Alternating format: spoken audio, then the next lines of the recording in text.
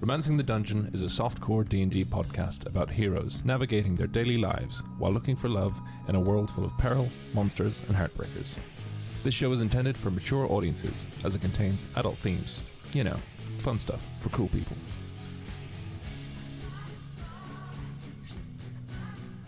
Content warnings for specific episodes can be found in the episode description.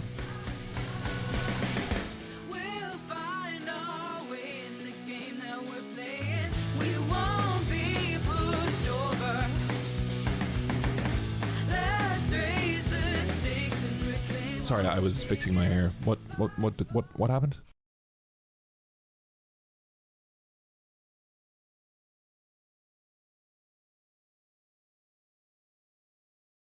Clodagh, you don't know how long you've been in the barrel. You don't know if it's just an overcast day. You don't know if it's early dusk. You don't know if it's been 20 minutes or 6 hours. You've heard occasionally the stout barrel children get a bit hyperactive, only for Pucheen and Holly to kind of quieten them. You feel every bump. You feel every jostle of the cart. Your body has kind of gone a little numb. What's going through Clodagh's mind at this point? She's not as apprehensive about going back because this time leaving without telling anyone wasn't her fault. And Nana knows, so Nana would hopefully have expressed that to the rest of them. But yeah, there's just not as much apprehension. She's kind of looking forward to seeing them after everything that went on and make sure that they're okay, considering they didn't have much decompression time after everything went down in the route. So no, hang on a second now. Hang on, no, go back, no, rewind. No, go back there now a second. Do you really think I didn't tell people you left the second time? No. Oh, what do you think I am? Some sort of irresponsible gobshite? No, it's not that. It's just, Oh, you waltz back in here again, Clodagh. Oh, all judgmental of your poor Nana, is it? Oh, I see what it is. Ah, right. Drink your pickleberry tea there now. Go on. Sorry for interrupting. You were saying, right. So you're on the mountain. There's a fella called Nate who's also called Ivan. Identity crisis, I suppose. No, whatever you young people are up to these. No, okay, right. We're past that part. Oh, yes. Your whole body was numb from the barrel. And go. So I think she would be like, she's looking forward to seeing everybody, but I think especially Nana. You're just saying that because I'm here listening to you. But I'll take it. I'll take it. Just few and far between compliments that I get these days. It's been a whirlwind, Clodagh. As you sit up in the bed, your body still sore. Nana Medamoon holds a little china cup filled with pickleberry tea and 4 dollops of lavender honey. The air feels a little different. It feels a little colder.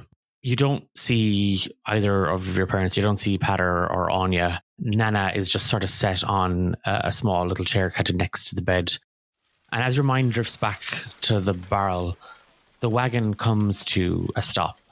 You can hear Holly and Pucheen talking. Fine, go on, right? It's your turn to open the barrel. And you literally, the lid of the barrel opens.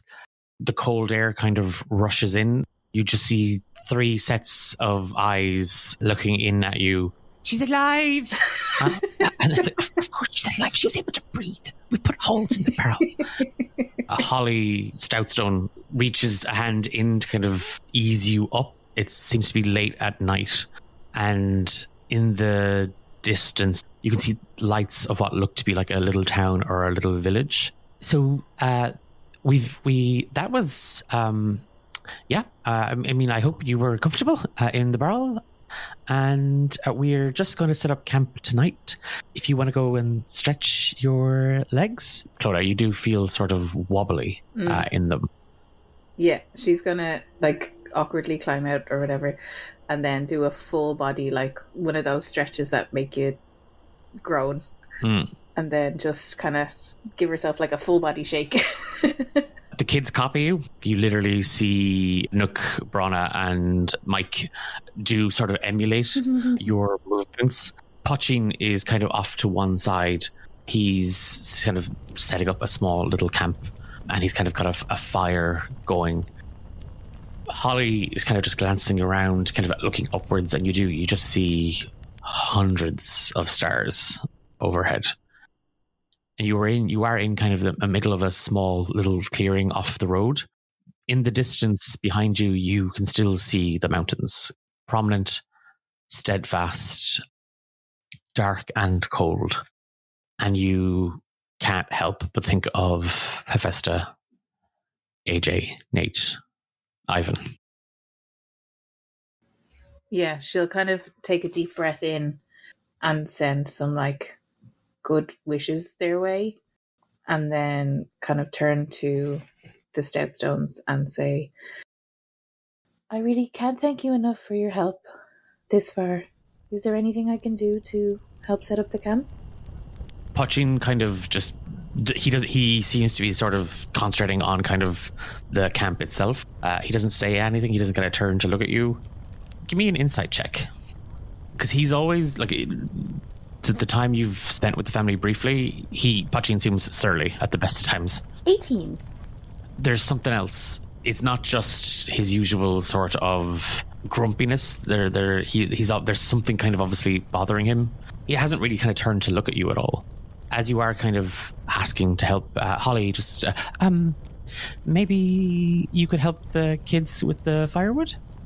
Absolutely. She kind of puts a hand out to gather them to her. They all look at you, like Nook and Barana. Mike does go to take your hand, and the two of them start laughing. Oh, that's so mean. Mike still has to hold her hand because he's the small one. He's the baby. And they do start giggling. No, I wanted you guys to leave me. Are you a baby? Well, I don't know this area very well, do you?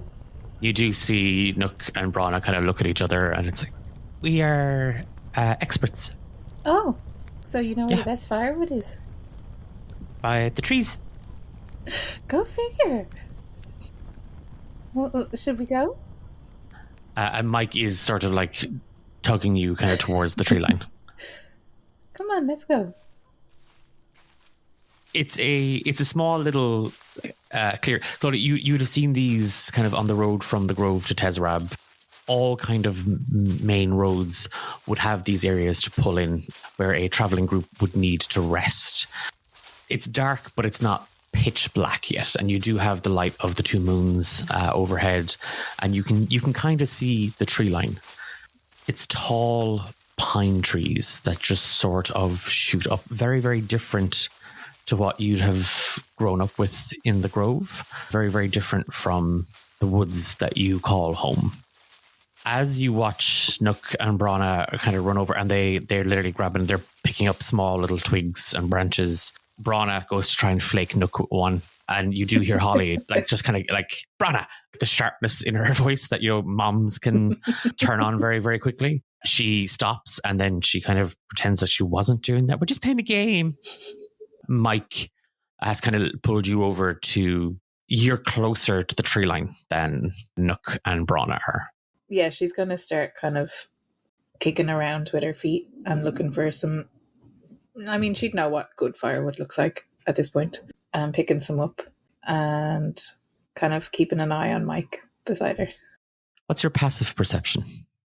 17.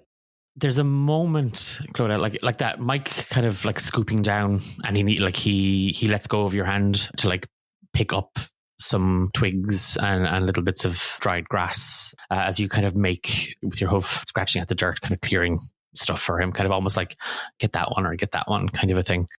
You feel somebody watching you. From the trees? From the trees.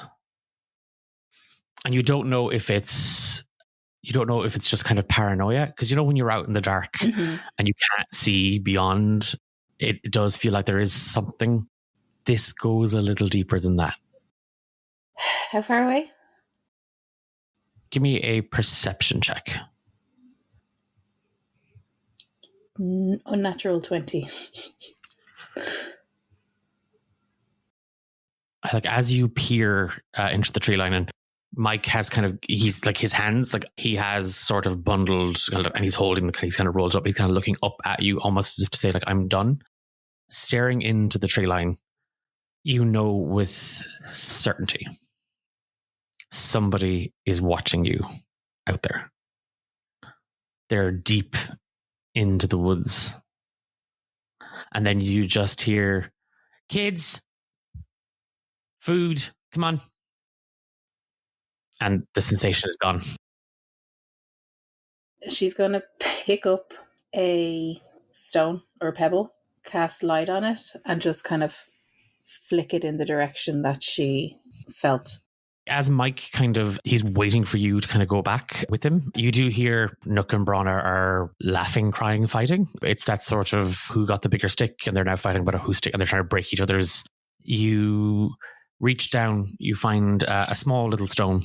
You pull the magic to your hand, the stone glows, and you just toss it. It's not a throw, it's just kind of a flick.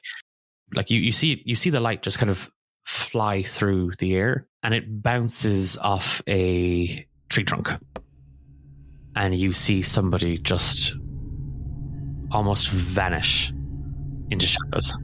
Like through a dimension door, or... Yeah. Hey, you guys go get the good food. I'll be there in a sec. Mike his hands are holding the wood, but he is kind of still trying to reach up for you. She's going to kind of resentfully look over her shoulder and just give him a reassuring smile and take his hand. Holly has kind of passed out like little bowls of, and it's not piping hot, like it's warm. Mm-hmm. A couple of chunks of bread, and she hands you a bowl. Clodagh, she sits down next to kind of Pachin and the kids, and she's just kind of keeping an eye on it. Pachin kind of just clearing his throat a little bit. We'll make for Pilkirk in the morning. There then, north to Nevermount. We'll get you on a boat, and that'll take you along the coast west. Okay. Thank you. She's going to look over kind of towards the trees and then be like, do you guys get much traffic on these kind of routes? Holly and kind of Pachin kind of look at each other. We know the people that tend to take these roads a little bit. But they're not the most travelled. We're not on any main road. Yeah. Like Nook just kind of looks over at you. We're on holiday. Oh, that's exciting. And he just kind of nods. And then Bronner just kind of looks at you. He doesn't know what a holiday is. Well, it's when you leave your home for a little while. I was on holiday too, and now I'm going home. And where's that? It's a secret. I'm just kidding. It's the Grove. The graves? The Grove. It's in the forests. Not those forests. And they both kind of look over like, you live there. Yes, I'm on holiday out here. Where is the forest? Northwest of Galeshire? The Grove, is it? Yeah. You'd be travelling kind of like almost the opposite end of the kingdom. The Grove and the woods are closer to Tezrab. Okay. It's that far west that you'd be kind of travelling. Yeah, I live close to Tezrab. Nook and Bronner kind of like, again, they get into that little whispering thing that they've been doing. And then they both just kind of look up at Holly. Mommy, can we go to the Grove? Can we go to the Grove on holiday? Can we see where Clodagh's from? Can we meet Clodagh's mommy and Clodagh's daddy?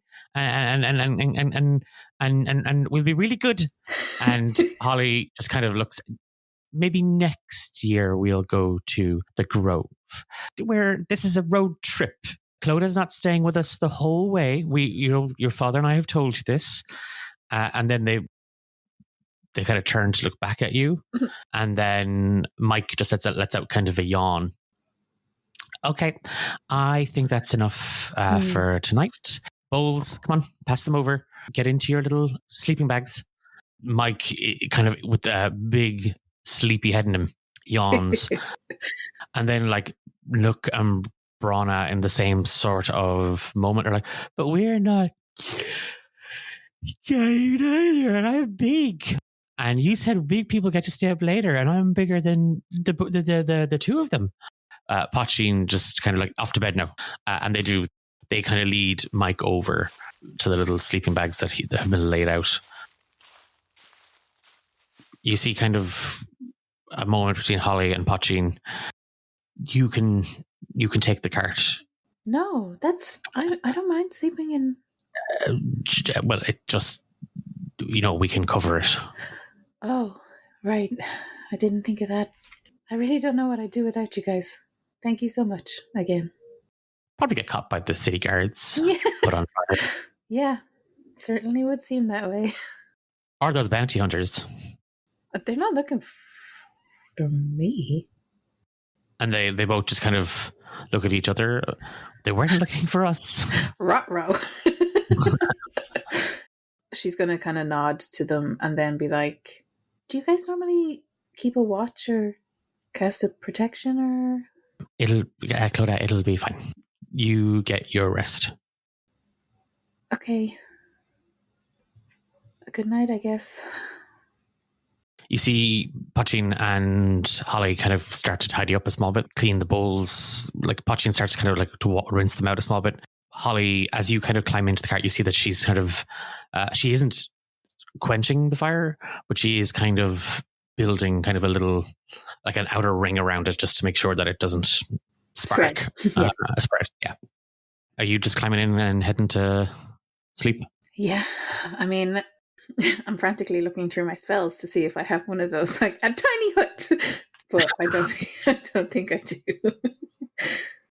Now, I'm going to need you to paint a picture of this Pachin fella. The way you kind of described him, like, No. you know me now, but I have a bit of a thing for a strong, stoic, quiet chap. So go on. Yeah, no, he's fine. Listen. Oh, he's fine, is he? No, he's. I mean, he's married, Clodagh. Yeah, exactly. And Yeah, Granddad and is right there. Noel, he's fine. Noel, you're right.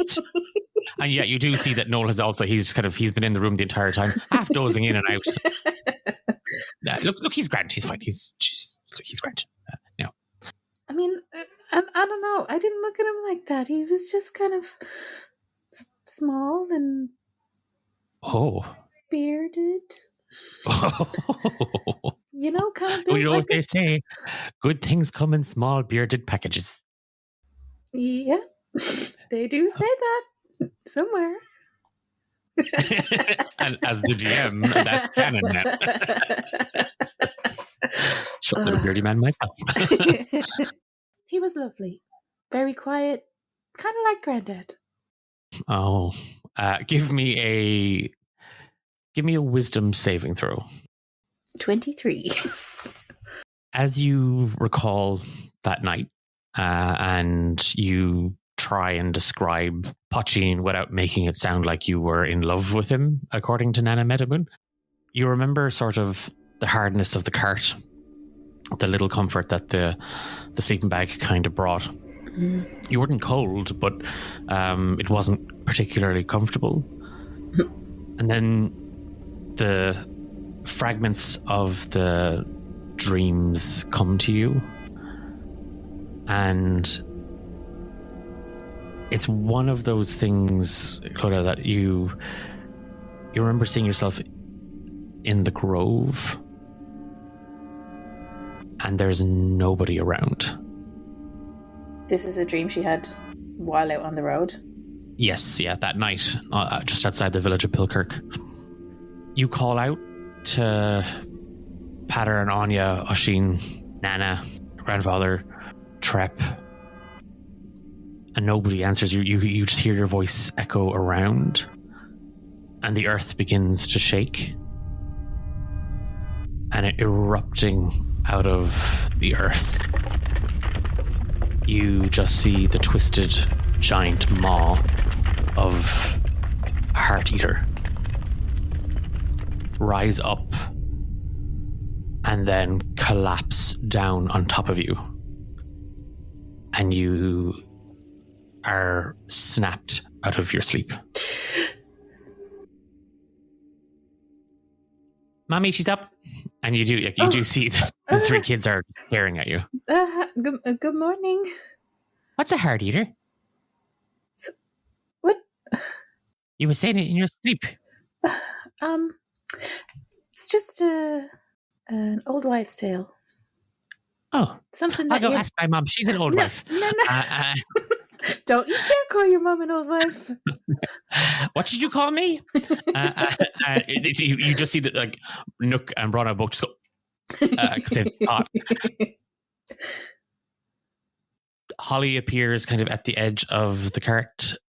Are you okay, Clodagh? Yeah. Just a bad dream. Okay. She hands you some dried meat and a crust of bread. We're about ready to head out. And then she kind of looks at the barrel. Oh, yeah, right. So I'll just get back in then. She kind of winces and nods at the same time.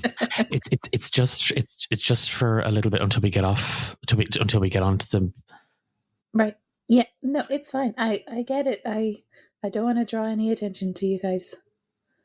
We're going to head into Pilkirk. We know a friends of Pochines.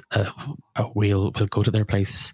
You'll be able to get out. You'll be safe once we get there, but it's the other side of the village. So, okay, I'll be quiet as a mouse.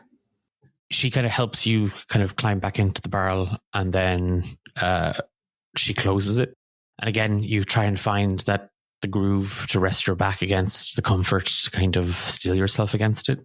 Short while later, or a long while later, again, it's kind of hard to tell. You can just see out through kind of a small little sliver of light kind of peering through a crack in the barrel. You see that, or you feel rather, the cart start to move. The kids are pointing out like loads of different things that they see on the road. Holly is like, no, that's a cypress tree. Good guess. No, that's the same cypress tree, Ronna. She's trying to teach them. They're pointing to things and she's telling them what they are, what they can be used for. And that then kind of quickly turns into a game of I Spy. And it's just something begins with T. Something still begins with T. They start to sing some songs. You find yourself, Clodagh, kind of drifting back to your own childhood, running around the grove with Trep and Oisin, skipping out of like Astra's classroom after a long day of lessons and running through the long field. Just kind of the innocence of it all.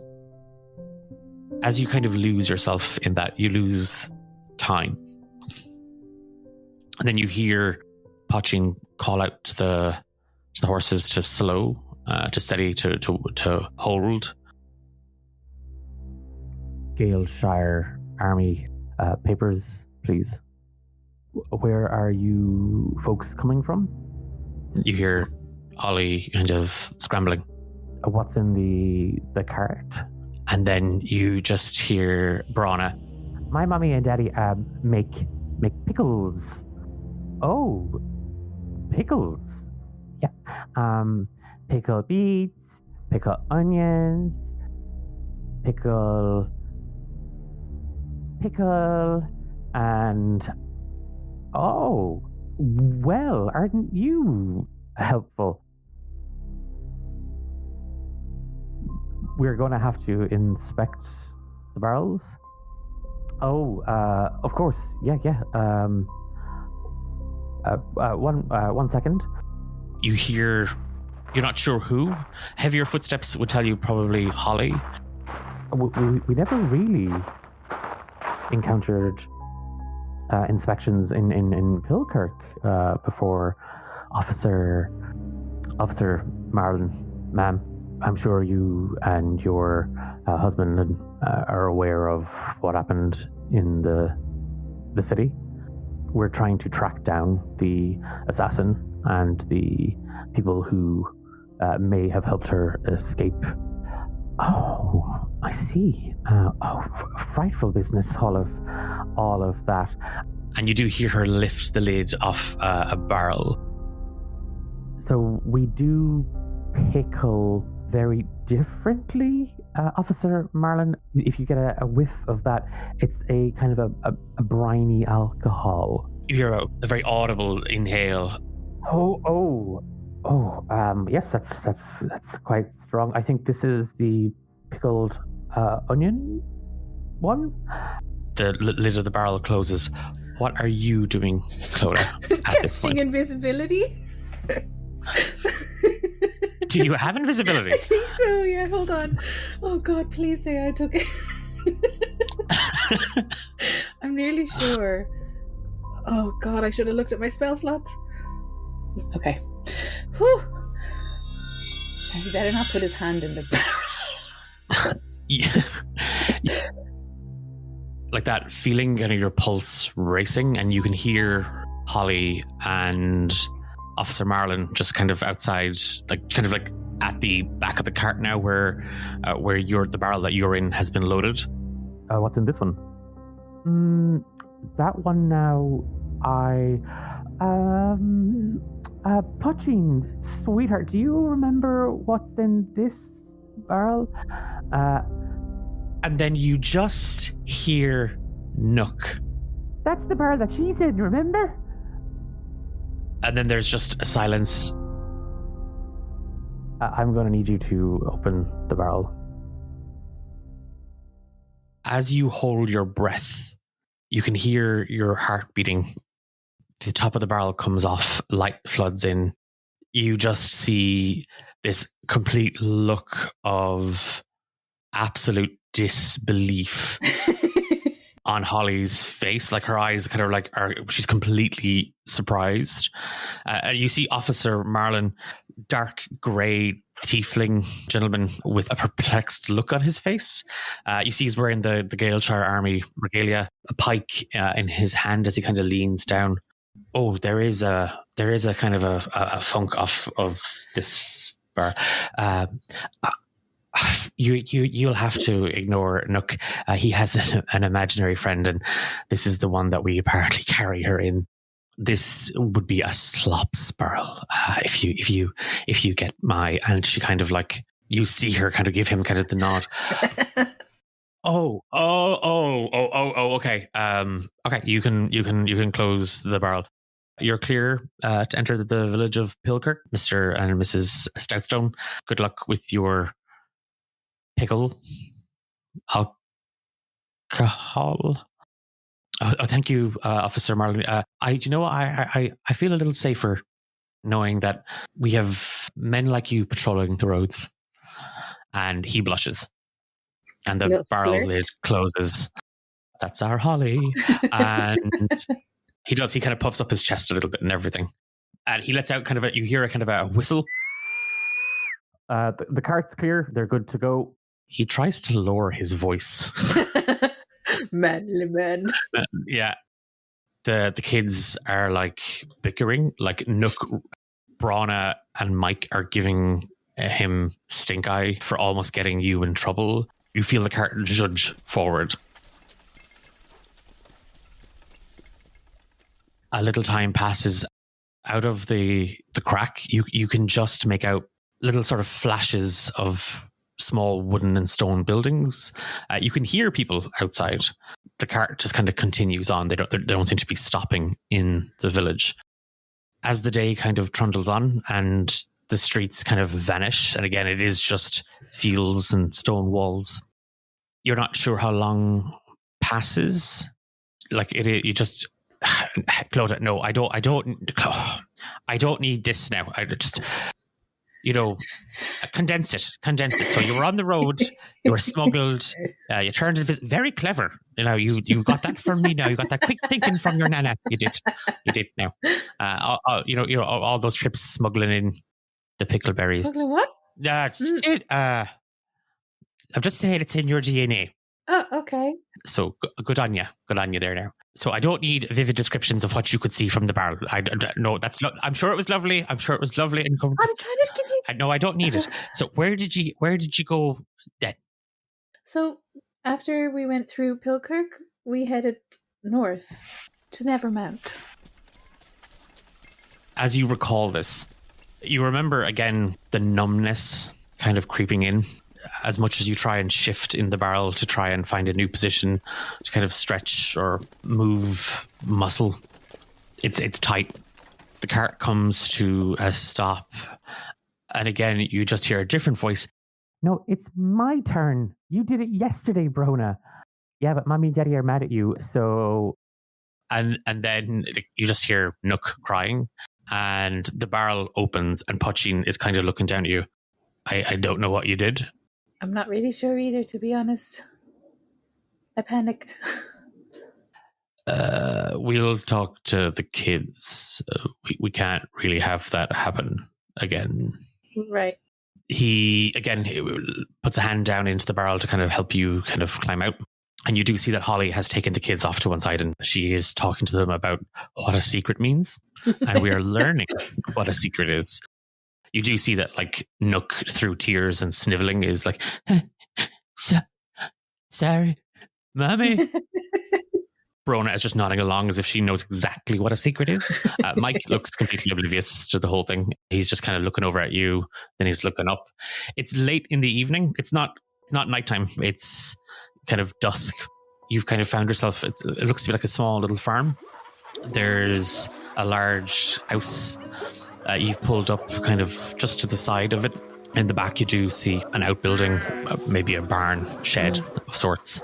A wood elf couple come to the door. Two women in rugged, practical clothing, more so than anything kind of heavily fashionable. Overalls, pants, heavy shirts. One looks slightly older. She has kind of a mousy brown, short hair. The other a little taller, and just a mop of black curls. Both look to be sort of in their late 40s by human years, if we were to kind of give them that kind of complexion.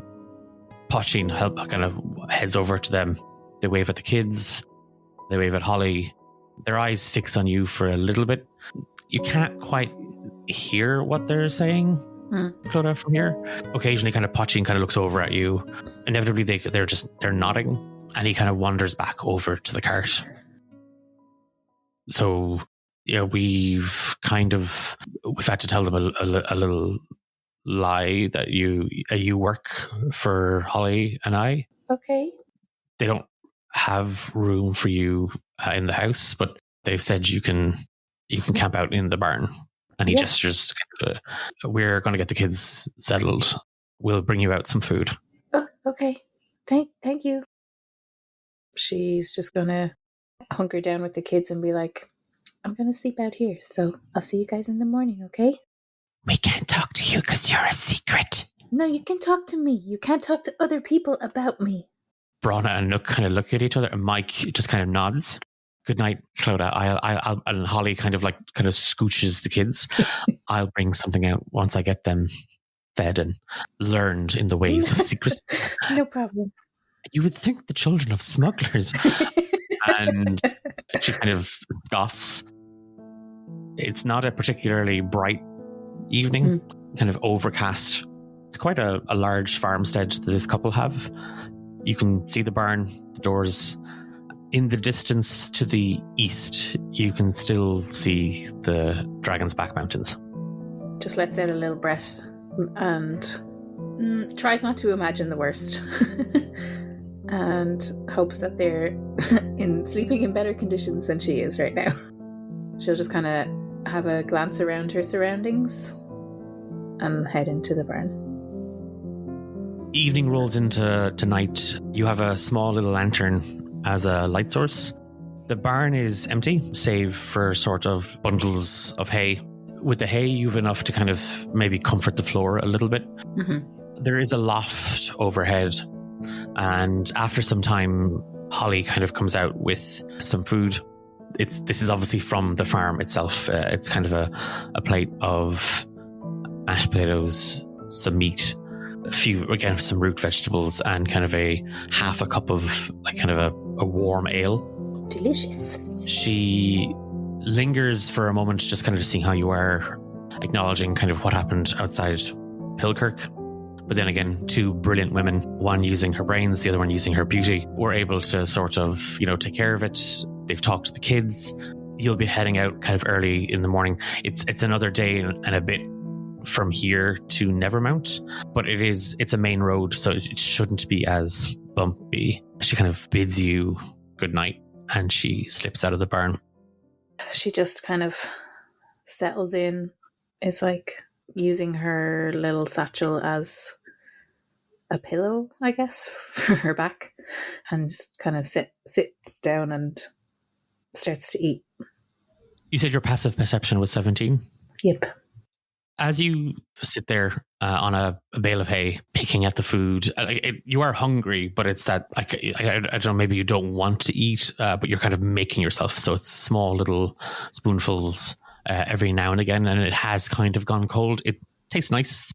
As you are sort of sitting there, blanket kind of pulled up around you, overhead, you just hear the floorboards in the loft sort of squeak as if something has moved above you.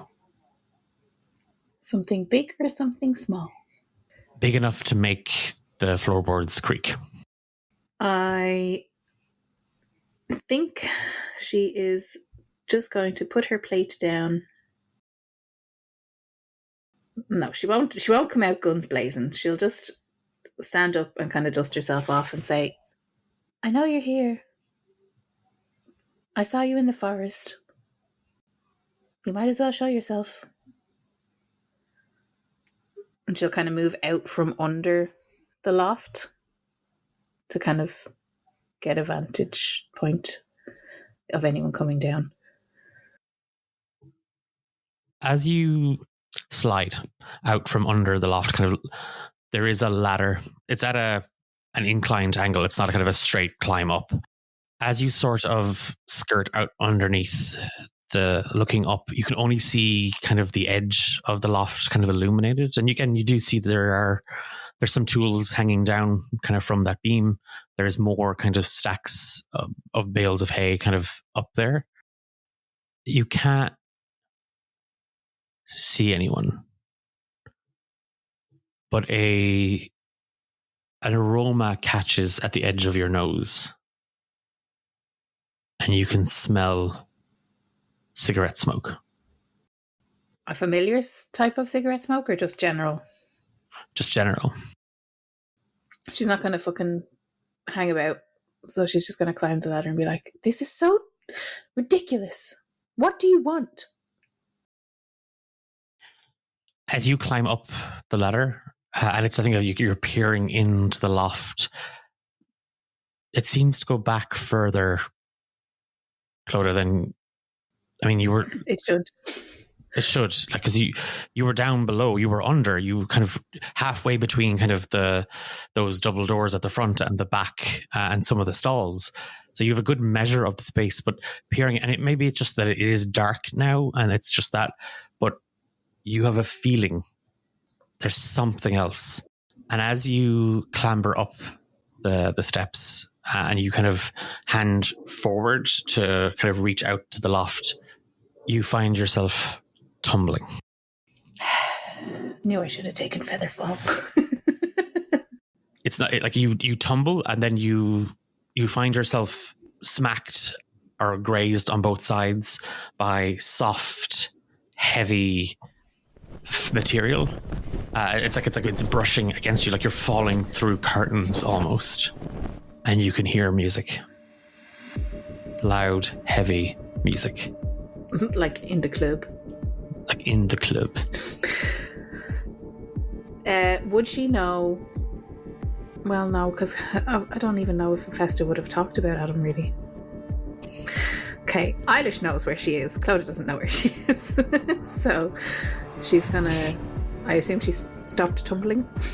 Yeah, no, it is. It's that thing of, like, you fall and then you felt kind of the curtains on you. Yeah. And then you were able to kind of find your feet. As you look around, you seem to be kind of standing backstage or off stage. Mm-hmm. She'll just kind of do a 360 and be like, okay, where am I? You hear that music kind of pulsing. You don't hear anybody. You can smell that smoke, and you can see kind of, there's a door to your right, but you can see that there is sort of a hallway or a passageway on your left. She'll try the door on the right first. You open it and you see the farmyard. She'll roll her eyes and slam the door. Where are you? You brought me here for a reason, so enough with the theatrics. There's no answer. She's so tired and so sore that she's just going to stomp down the hallway and just look for other doors. It's interesting to see Clodagh get angry, I think. Yeah. I think it's anger born out of frustration.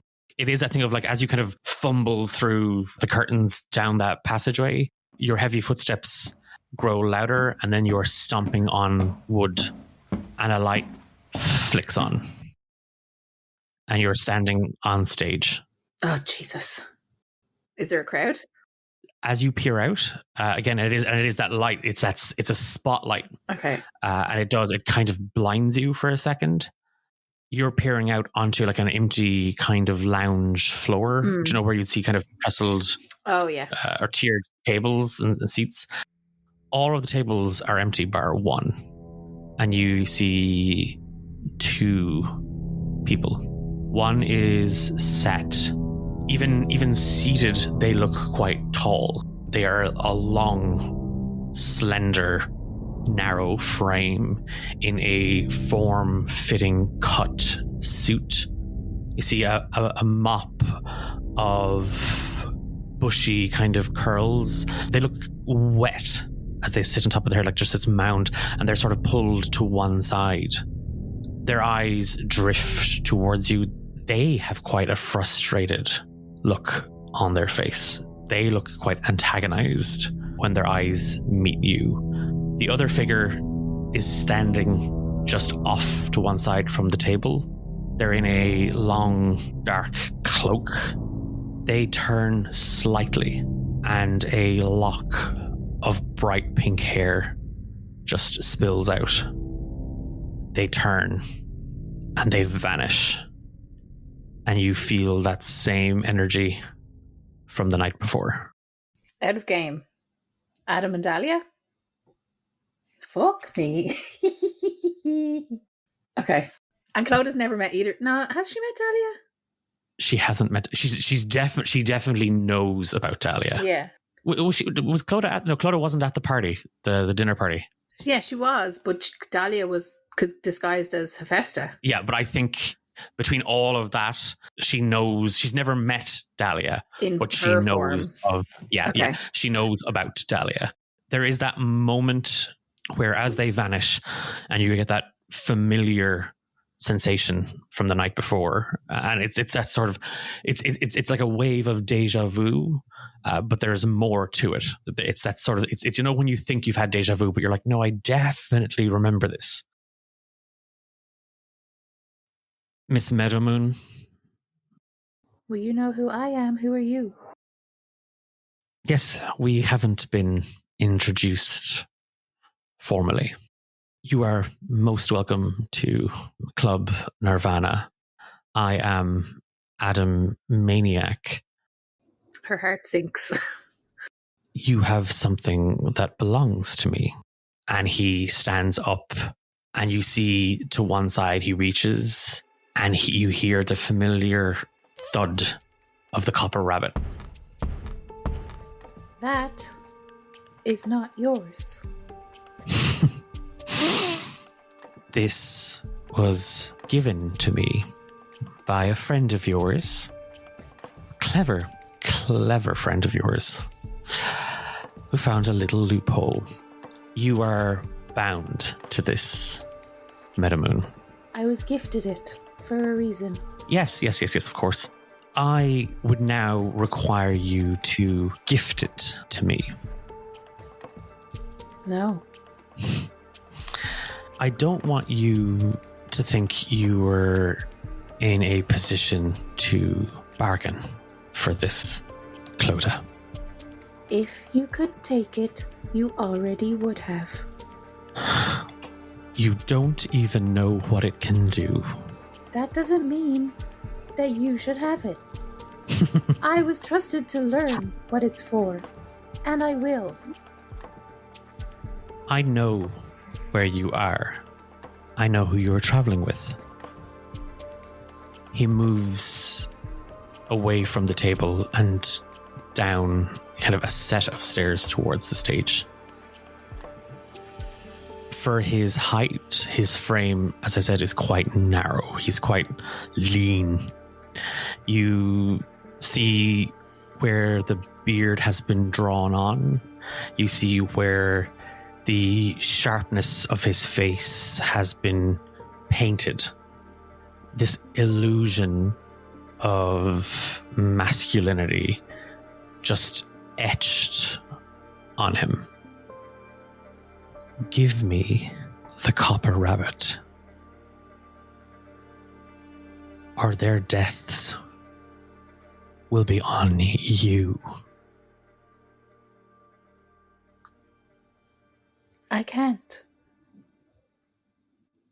I have my answer then. I will have the copper rabbit. You will give it to me. If I have to run through everybody you love, Clodagh Meadowmoon, then so be it. I have eyes watching, ears listening. There's nowhere safe for you. I have faith. Then let that comfort you when you're all alone. Adam turns his back and you feel the space around you just shift. And you were standing in the loft in the barn. She's going to immediately pelt to the house. You scramble down the ladder out into the yard. You see it seems to be much later now as you race across the yard into the house, and you see Holly and Potchine are in the front room, like in front of a fireplace, and immediately they spill up awake. I'm so sorry. Is everything okay? No, I've put us all in danger. I need to go. I need to get as far away from you guys as I possibly can in the least amount of time possible. What happened? I've been sent a warning. Well, more of a threat. And you guys have been threatened. Everyone I care about has. So I need to leave now. Where? Hang on now. Hang on. You were in a barn, then you were in a nightclub. Where's this nightclub? No, the nightclub is not important, Nana. No, it is. I need to know where this Adam fella is. Oh, I'm going to give him a bit of my mind. Okay, so you tell me where it is. I'm going. And she just kind of hitches herself out of the chair. Now, come on. Tall, lanky, smarmy looking fella. Right, okay, Yeah, got that. I get, Okay. I haven't spoke to him much. Hephaestus said his club was in Galeshire. Okay, Galeshire, we got that. What else? Okay, I have to knock several lumps of shite out of him.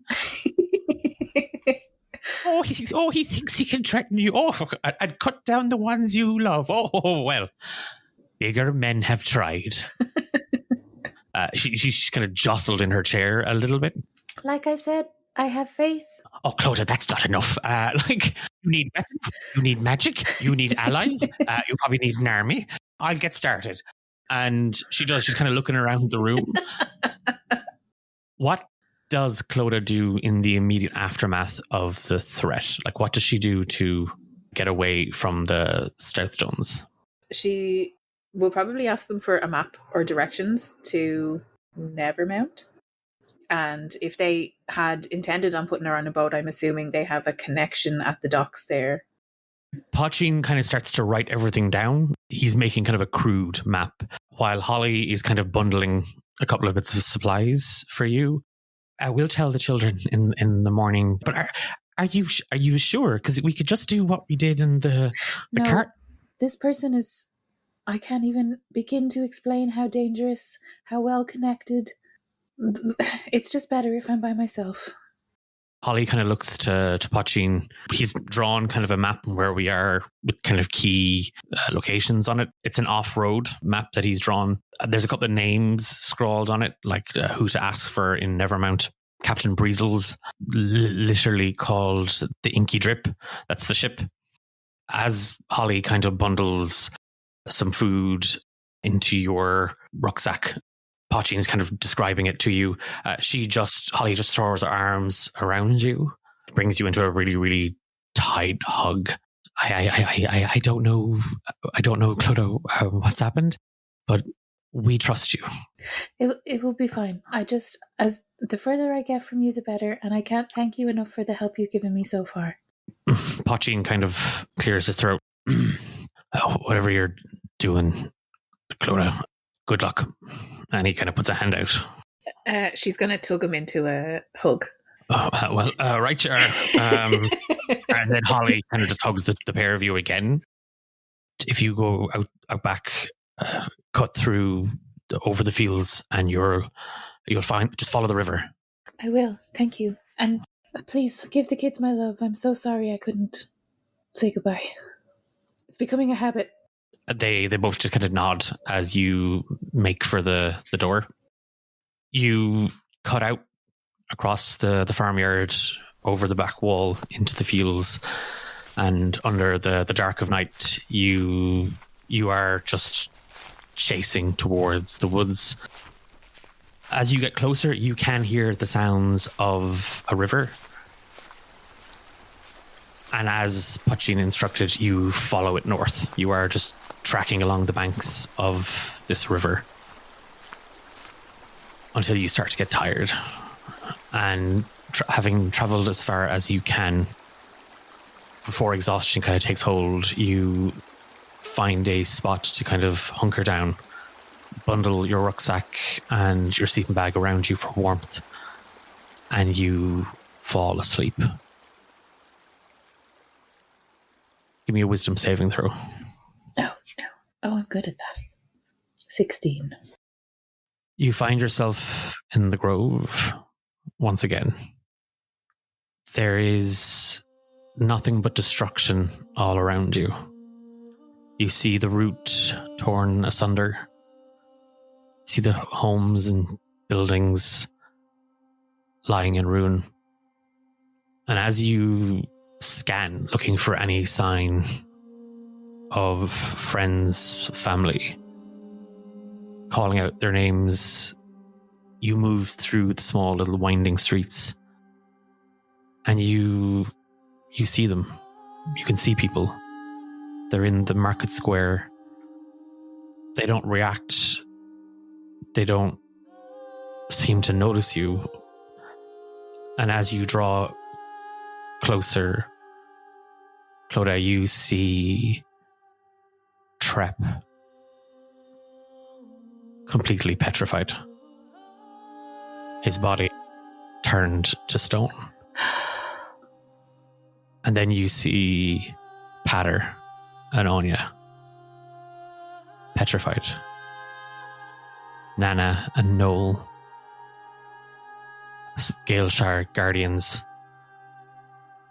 Everybody in the grove has turned to stone. You are pulled from your sleep by the sound of chattering. She immediately is on guard. You're pulled out of sleep by that over kind of whelming emotion of fear and hurt. That emotion is still there as your eyes open, and you see the sun, and you feel this weight on you, and you feel the cold, and you feel the morning dew sort of pressed against your skin. Sitting on top of you, there's 6 otters. Hello? Clodagh Meadowmoon, Yes. we've been sent by Lilith to fetch you. Who? You know, Lilith, Spirit of the Grove.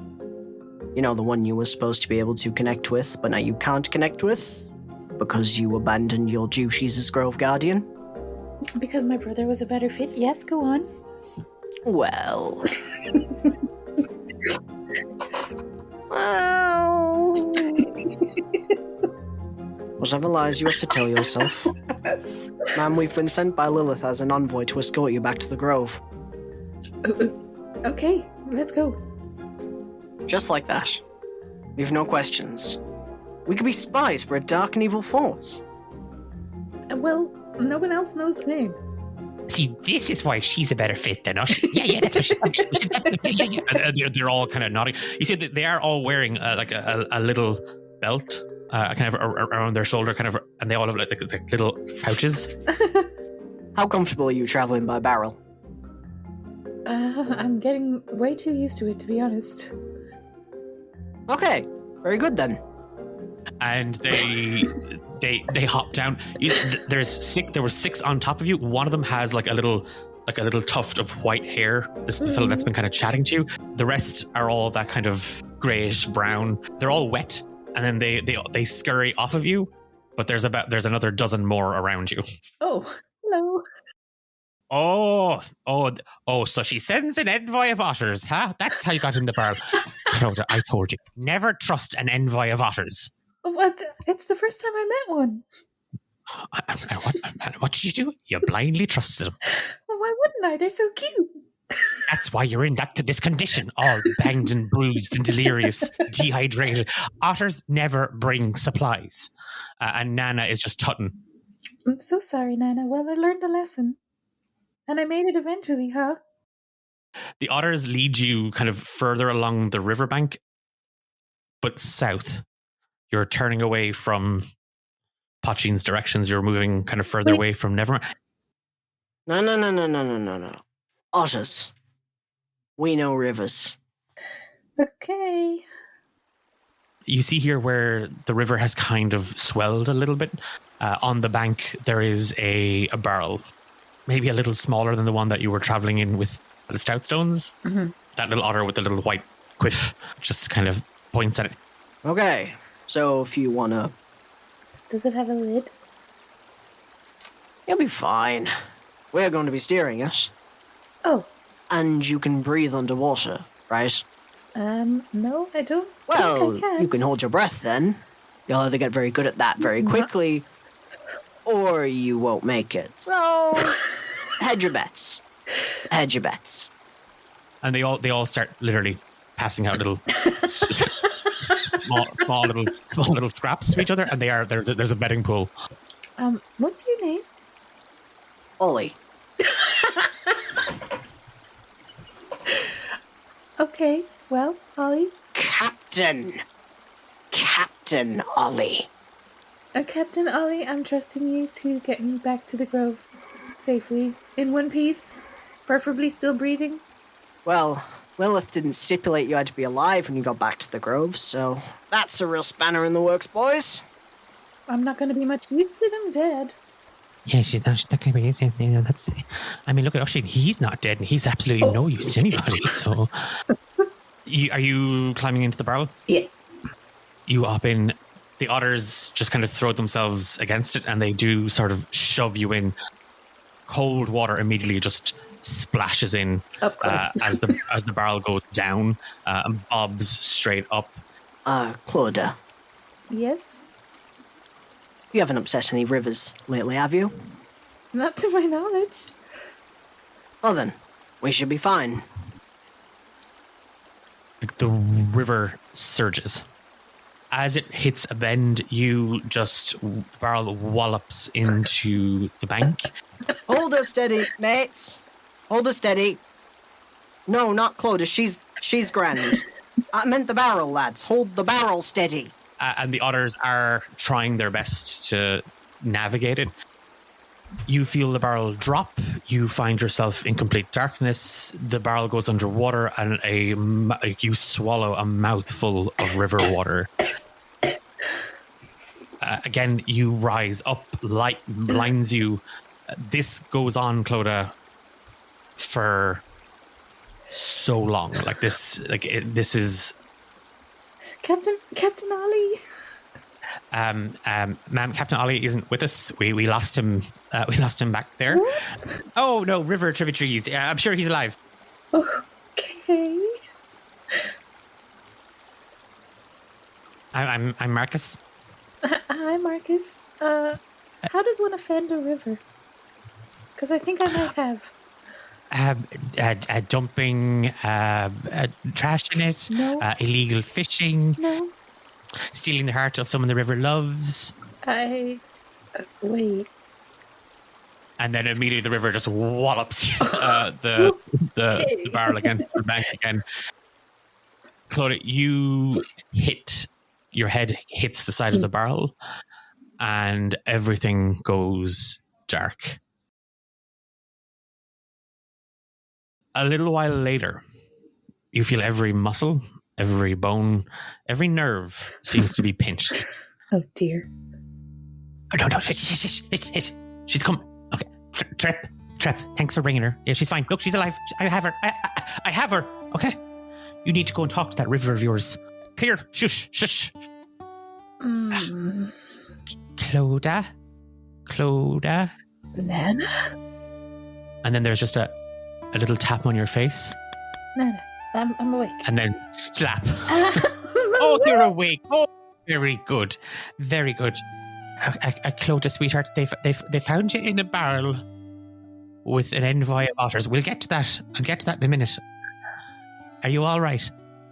You're awful banged up. No, I'm not okay. We're all in danger again. Oh, great. As if we don't have enough on our plates here. Right, okay. What travesty are you bringing to the door now? I'm sorry. It wasn't intentional. But I don't even know what Adam is. What is he? You haven't a clue. He's some guy. Some man trying to kill me. Some drag king is trying to kill me all over again. I had to do something. Clodagh, there's an awful lot happening around the Grove. You need to catch your rest. I'll go get some pickleberry tea. You can tell me all about it, and then I can tell you what's happened. Is everyone okay? It's pattering on you. What? Clodagh, they're not well. What's wrong? There's a sickness in the Grove. We're doing what we can. I'll get the pickleberry tea. You catch your breath. And that's where we will end this episode.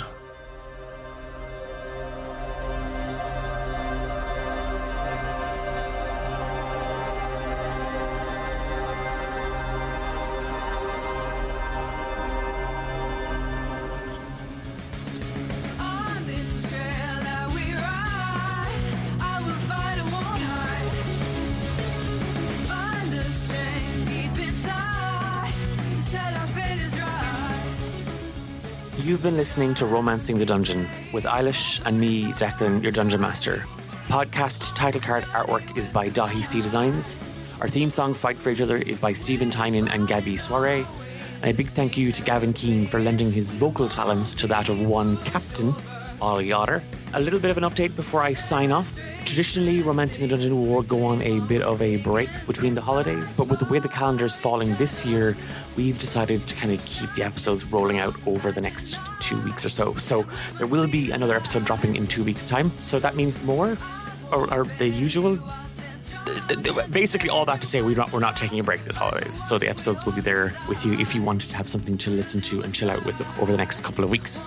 Before I do sign off, I want to thank everyone. I want to thank everyone who has listened to the show, left us a like or a comment or a review this year. If you told a friend, if you tagged us in social media, if you shared it, if you got an email from HR that it wasn't appropriate to send it out in a company-wide email, whatever it might have been. If you played at one of our tables this year, whether it was for a charity stream or for one of our mini-series adventures, thank you so much for your time, your talent, your creativity, and your energy. This all started as a little bit of a small hobby, and it's become a huge part of my life. I'm very, very grateful that you take the time to listen. And if you haven't had a chance to leave a review yet or join that space, that little community of ours, there's a link to the episode description for the Discord server below. All of that just to wrap up and say, whatever you are celebrating and whoever you are celebrating with this year, I hope that this time of the year is a space where you are able to unwind and take some time for yourself. Well, we'll see you in 2 weeks. Until then, take care.